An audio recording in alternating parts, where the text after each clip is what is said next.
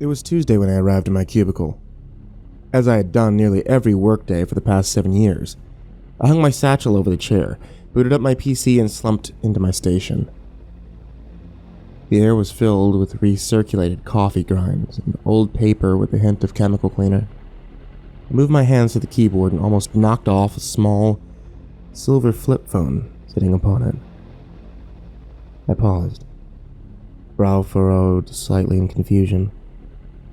That wasn't my cell phone. I picked it up, turned it around. It looked worn, perhaps one of my colleagues. Standing, I leaned over the partition to Carol's cube. "Carol, is this your cell phone?" Blonde blinked through her thick-rimmed glasses and shook her head. "No. What brand is it? I haven't seen it before." I examined it again and frowned. There was no company logo, not even when I flipped it open. It was off, so I thumbed the power button and it turned on with a quick little MIDI tune. The window displayed a dark wallpaper and a large red eye staring out, and the date and time displayed in white underneath. "Someone has weird taste," I quipped, showing Carol the display. She pulled a face. "It's like it can see me." I laughed at her, but I quickly realized she was looking a little pale. "Oh, it's nothing," I dismissed.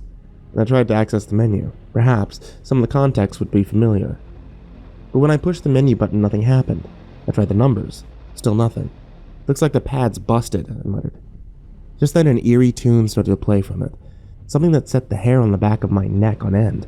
I hesitated and then pushed the little green button, lifting the phone to my ear. "Stay away from her." The deep male voice almost made me drop the cell. It was horrible. Like no human male voice should ever be, so deep and mutilated. It was like I could hear the oozing of worms coiled around his vocal cords. "Leave my daughter alone." Then the signal cut out and I slammed the phone down upon my desk, my face pale and sweating. What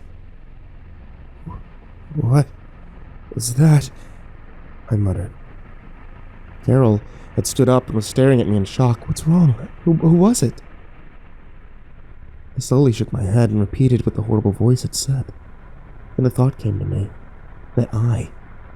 The one that Carol said that she felt was staring at her. Do you think it was your father?" I said in a wavering voice. Carol seemed tense and swiftly shook her head. "That's impossible. My dad's dead." It was like all other sound leached out of the room as soon as she finished her sentence. The last word seemed to echo for all eternity inside of my skull. Dead. Dead. Dead.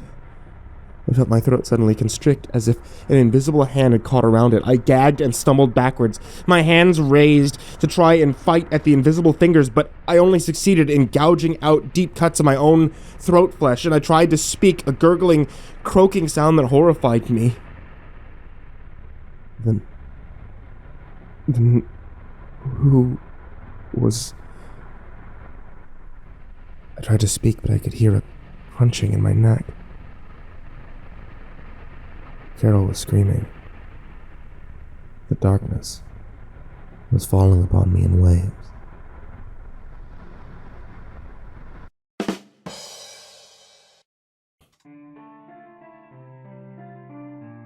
Hey there kids, it's me, MrCreepyPasta, and once again, it's the end of tonight's video, so I want to tell you all thank you for listening or watching however you hear my voice.